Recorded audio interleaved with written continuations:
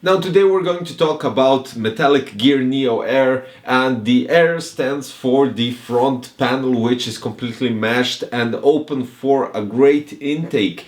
We have it, as I already mentioned, in complete white except for the front meshed part and the tempered glass side rims that just cover the parts which you can only see the screws and the hinges of the case. Now the interior is quite interesting because on front you can place 280 or 240 radiator. On top you can place without a single problem a 240 millimeter radiator, and at the back you can place a fan. If you're going on top with the radiator, you can forget about the radiator at the back, because I mean it's kind of a smaller case, and it's really interesting how they managed everything just because the case is really small, to be honest, when it comes to standard MIDI ATX cases, and they did something different, something's really different that usually you won't expect in a case. So basically, to get the hard drive's access, you do need to remove the front mesh part, and you have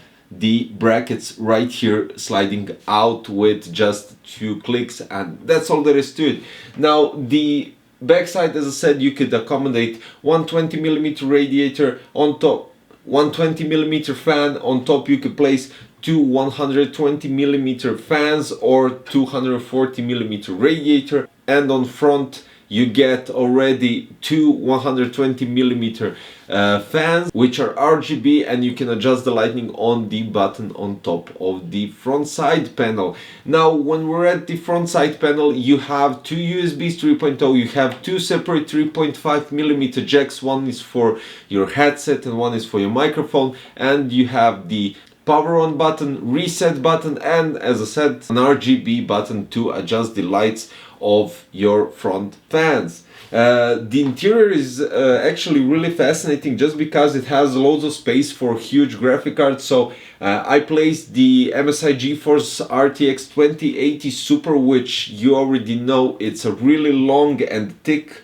graphic card, and actually it's wide enough to be like 2-3 centimeters from the tempered glass, but still you have enough space for the cables if you're concerned about that. At the back side you have 2 Velcro tie with MetallicGear logo on them, which is a nice touch, and you can really nicely reroute the cables behind the front cable shroud, which you could do all the cable management that you wish. In the accessory box you get all the screws that you need for the motherboard, for the power supply, and some other screws, and of course you get the zip ties. As you can see, RGB fans are right in front, so you have 2, as I said, 120 millimeter fans, which are really nice. The lights are incredible, they're really silent, and what else to say. The graphic card fits perfectly, as I said.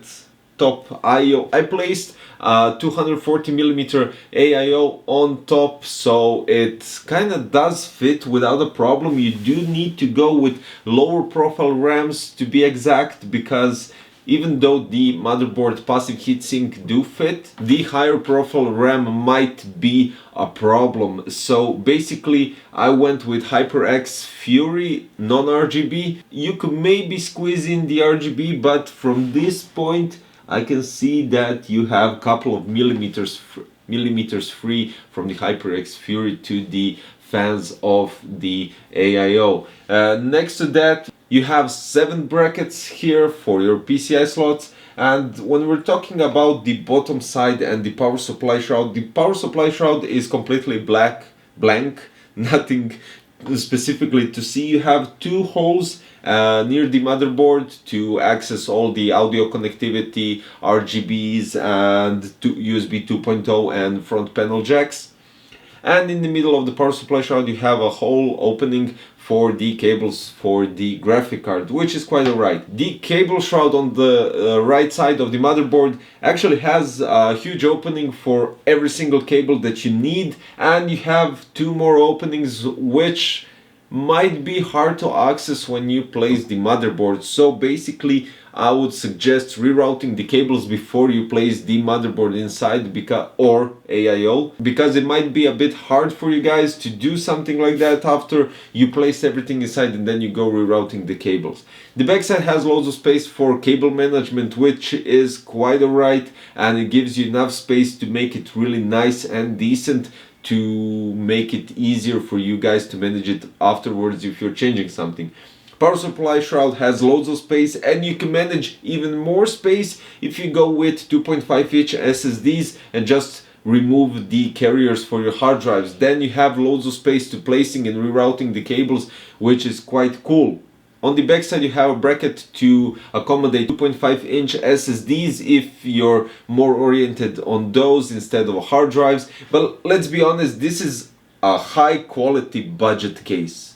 And to be honest, since it's powered by Phanteks, I have no worries in quality and the design. And the final finish is just immaculate. There are no problems in the edges, paint, tempered glass. Even the thumb screws that hold the tempered glass are perfectly aligned, and there are no definitely issues with threads inside or anything else. Now it's time for the temperatures in a couple of games and heavy loader.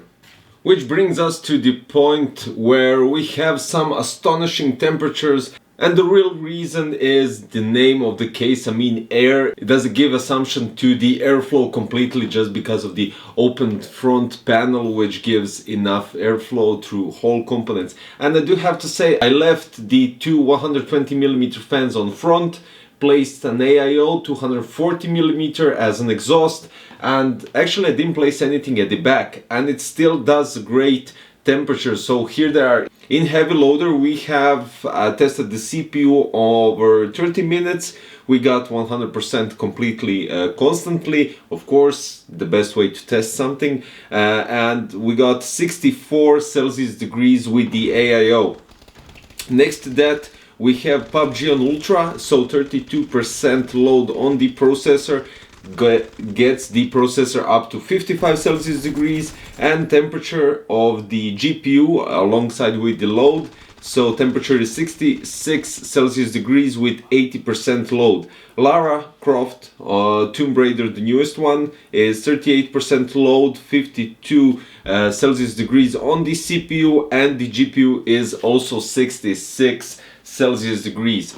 Now honestly I really like the design. I really like how they changed the approach for the hard drives when you need to remove the front panel, and it kind of goes like this. If you decide to not use 3.5-inch hard drives and just go with the SSDs, you have a mounting on the back for 2.5-inch SSDs. You can also go with M.2 and basically just use that space to hide the cables, place the cables inside that cage, and use the extenders just like I did, since I went with M.2 SSD.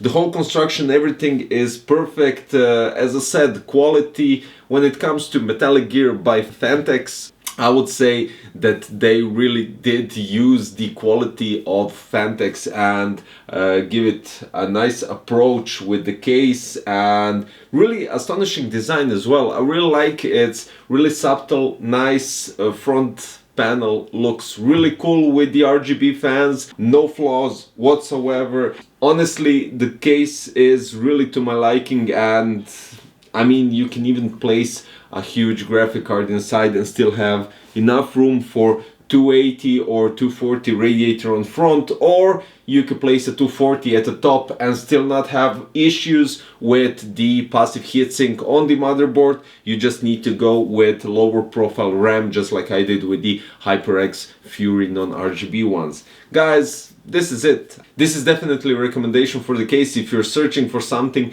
that has at least two fans, that looks really nice, that has tempered glass, nice cable management possibilities, two 3.5-inch hard drives. If you don't want them, you can just remove the brackets. Possibilities for loads of radiators. When we're talking loads, I'm talking loads because of the size of the case. Links are below. Where to buy the MetallicGear Neo Air case in white version. You have it also in black, so you can choose whatever suits your setup best. And that's basically it. So yeah, thank you for watching. See you next time in another video. Bye bye.